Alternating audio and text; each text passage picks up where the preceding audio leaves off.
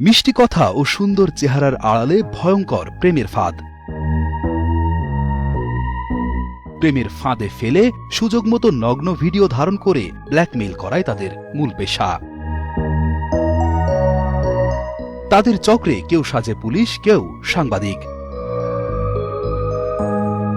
কখনো ফেসবুক বা মোবাইলে মিষ্টি কথায় ভুলিয়ে প্রেমের ফাঁদে ফেলে লাখ লাখ টাকা হাতিয়ে নেয় চক্রটি। লোকলজ্জার ভয়ে প্রায়ই তাদের চক্রের কবলে পড়েও এড়িয়ে যান ভুক্তভোগীরা। এই চক্রটির ঘাঁটি সাভারের আশুলিয়াতে।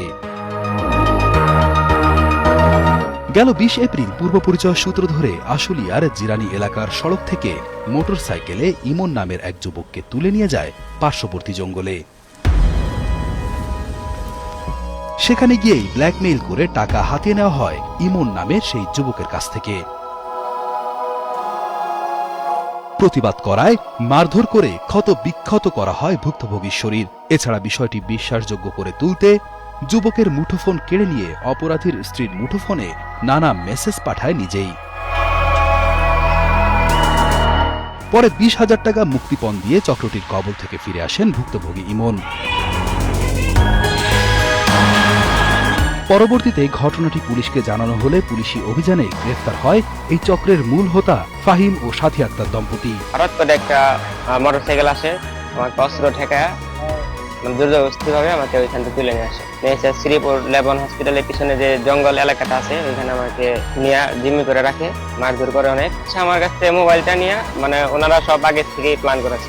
যে আমাকে কিডন্যাপ করে নিয়ে এসে সে হচ্ছে ফাহিমের ওয়াইফের সাথে আমার অস্ত্র মূলক ঠেকায়া জবানবন্দি নিয়ে সেটাকে আবার রেকর্ড করা, আমাকে জিম্মি করে রাখা হয়েছে। তো ২০,০০০ টাকা দেওয়ার পরে আমাকে মুক্তি দেওয়া হয়। তো আমি বাসায় চলে যাই। চলে যাওয়ার পরে আবার ফোন দেওয়া হয় যে পরবর্তী এটা নিয়ে যদি কোনো আলোচনা হয় বা কেউ জানে তাহলে আমাকে যে কোনো সময় মার্ডার করে ফেলতে হবে। জানা যায় এই অঞ্চলে প্রায়ই ঘটে এমন প্রতারণার ঘটনা।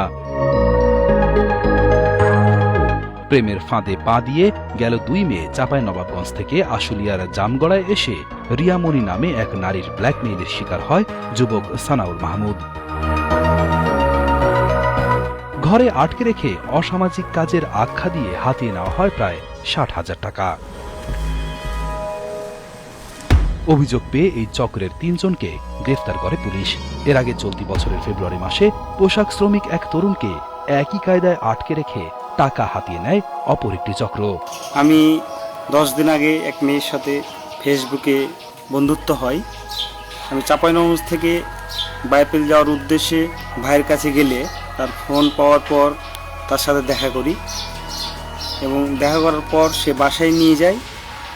বাসায় নিয়ে গিয়ে আমি আটকে রেখে পুলিশে ডিবি পরিচয় দিয়ে আমার কাছে নগদ ৩৫,৬০০ টাকা এবং বিকাশ থেকে ২৯,৩৫০ টাকা হাতিয়ে নেয়। তারা এই ধরনের অনেক ধরনের প্রতারণা করে, যেমন ইয়াবা ঢুকিয়ে দেয় পকেটের ভিতরে, নেশাদ্রব্য জিনিস অনেক কিছু ঢুকিয়ে দেয়। তারা বলে যে পুলিশকে ইনফর্ম করে, পুলিশকে জানাই। এই ধরনের কাজগুলো তারা করে। আশুলিয়ার বিভিন্ন স্থানে অভিযানে এমন একাধিক চক্র আইন শৃঙ্খলা বাহিনীর হাতে গ্রেফতার হলেও কমছে না তাদের দৌরাত্ম্য। এসব প্রতারকদের মিষ্টি কথায় না ভুলে আরো সচেতন হওয়ার পরামর্শ দেন আশুলিয়া থানার উপপরিদর্শক শরীফ আহমেদ। আমরা বন্ধু নির্বাচন করি বা বান্ধবী নির্বাচন করি বা ফ্রেন্ড বা ভাই বা যাই একটা সম্পর্ক করি, সেক্ষেত্রে আমাদের আগে তার পরিচয়, তার ডিটেলস জানতে হবে। তার সাথে যে রিলেশনে যাই তার সম্পর্কে ডিটেলস জেনে শুনে তারপর যাইতে হবে। অন্যথায় যে কোনো ধরনের বিপদের সম্মুখীন হতে পারে।